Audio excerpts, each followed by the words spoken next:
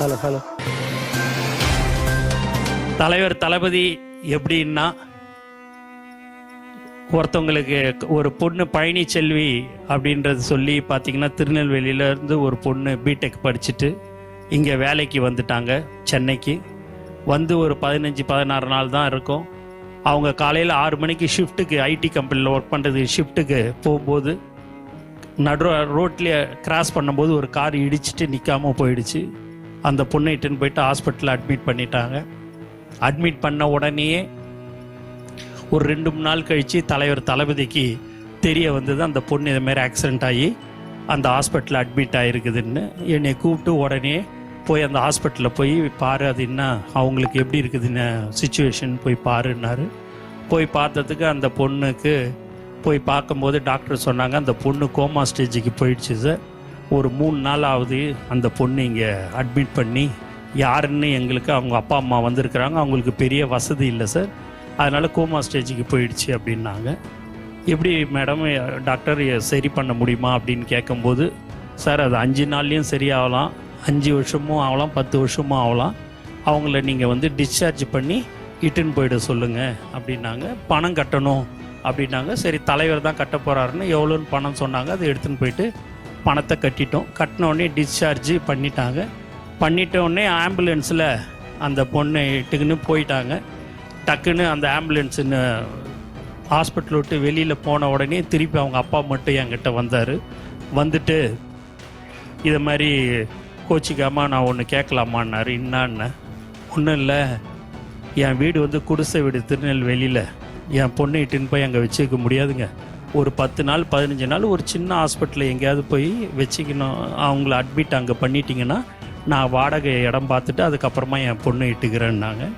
ஏங்க நீங்கள் இதை முதலே சொல்லக்கூடாதா அப்படின்னு கேட்டதுக்கு அவங்க அப்பா சொன்னார், நான் உங்ககிட்ட ஹெல்ப்பு கேட்கல, நீங்கள் ஏதோ சோஷியல் மீடியாவில் ஏதோ பார்த்துட்டு செய்கிறீங்க, அதனால் உங்களுக்கு தொந்தரவு கொடுக்கக்கூடாது, தலைவருக்கு தொந்தரவு கொடுக்கக்கூடாதுன்னு சொல்லிட்டு தாங்க நாங்கள் அப்படி இது பண்ணோம் அப்படின்னாரு. சொன்ன உடனேயே நான் தலைவர்கிட்ட சொன்னேன், ஏன் அதே ஹாஸ்பிட்டலில் இருந்திருக்கலாமே, ஏன் டிஸ்சார்ஜ் பண்ண? இல்லை அவங்களுக்கு தெரிஞ்ச ஹாஸ்பிட்டலில், அவங்க திருநெல்வேலியில் அவங்களுடைய சொந்தக்கார யாரோ ஒருத்தர் டாக்டராக இருக்கிறாராம், அந்த ஹாஸ்பிட்டலில் அட்மிட் பண்ணிக்கலாமான்னு கேட்குறாங்கன்னு. அது எத்தனை நாள் ஆனாலும் சரி, எத்தனை வருஷம் ஆனாலும் சரி, அது கொண்டுன்னு போயிட்டு அட்மிட் பண்ணிட்டு உங்கள் சௌரியத்துக்கு நீ சொல்லிடுன்னாரு. சொன்ன உடனே அந்த பொண்ணை அந்த ஹாஸ்பிட்டலில் போயிட்டு அட்மிட் பண்ணி 15வது நாள் அந்த பொண்ணு நன்றாக கண்முழித்து இன்று நன்றாக இருக்கிறது என்பதை தெரிவித்துக் கொள்கிறேன். அந்த பொண்ணை ஒரு 10 மாதம் 1 வருஷம் இருக்குன்னு நினைக்கிறேன்.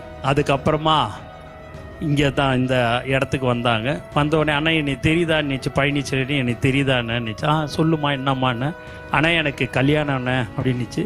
ரொம்ப சந்தோஷமா அப்படின்னா, அண்ணன் தலைவர்கிட்ட ஆசீர்வாதம். இல்லைம்மா அவர் ஷூட்டிங்கில் இருக்கிறாரு, வந்த பிறகு நான் சொல்கிறேன், நீ பத்திரிக்கை கொடுத்துட்டு போகணும், உங்களுக்கு இந்த அண்ணன் பத்திரிக்கைன்னுச்சு. தலைவரை பார்த்துட்டு கொடுத்துட்டு போகணும். இல்லைம்மா வர்றதுக்கு 1 வாரம் 10 நாள் ஆகும் அப்படின்னு சொன்னேன். ஆனால் இன்னைக்கு நான் இருக்கிறேன், உயிரோட மறுஜென்மம் எடுத்துருக்கிறேன்னா அது தலைவர் தளபதியால் தான். அவரை பார்க்காம நான் ஆசீர்வாதம் வாங்காமல் நான் போக மாட்டேன்னு நினச்சி நான் உடனே சொன்னேன், நீ வந்திருக்குது திருநெல்வேலியிலேருந்து, அடுத்த வாரம் உனக்கு புதன்கிழமையோ வியாழக்கிழமையோ கல்யாணம், அது அடுத்த வாரம் உனக்கு கல்யாணம், இங்கேருந்து போகிறதுக்கே 1 நாள் 1.5 நாள் ஆகிடுமா, நான் சொல்கிறது கேளு, நீ போ அப்படின்னு. ஆனால் இல்லைண்ணே, என் மாமனார் மாமியாரெலாம் ரொம்ப தங்கமானவர், என் கணவரும் தங்கமானவர், நான் ஃபோன் பண்ணி சொன்ன உடனே எப்போ நீ தலைவர் தளபதியை பார்த்துட்டு வரையோ அது வரைக்கும் நாங்கள் காத்துன்னு இருக்கிறோன்னு சொல்லிட்டாங்கன்னு நினச்சி. நான் எவ்வளோ சொல்லி பார்த்தேன், போகல. மதியானமும் சொன்னேன், போகல. சாயங்காலமும் சொல்லி பார்த்தேன், போகல. அது இங்கே ஒரு ரூம் எடுத்து அப்பாவும் பொண்ணும் தங்கிட்டாங்க. நான் தலைவர்கிட்ட சொன்னேன், சொல்லி எப்படியாவது அனுப்பிச்சிருந்தேன்னாரு. எவ்வளோ சொல்லியும் அது கேட்கல சார் அப்படின்னு சொல்லி அந்த ரூம்லேயும் போய் அவங்ககிட்ட சொல்லி பார்த்தேன், அப்பயும் போகல அப்படின்னு சொன்ன உடனே அவரே இரவோடாக ஆந்திராவில் இருந்தார். அவரே தனியாக காரை ஓட்டின்னு அந்த பொண்ணை ஆசீர்வதித்து பரிசு பொருட்களை கொடுத்து அனுப்பி வைத்தவர் தான் தலைவர் தளபதி என்பதை இந்த நேரத்தில் நான் தெரிவிச்சுக்கிறேன். இதை மாதிரியான விஷயங்கள் நிறைய இருக்குது.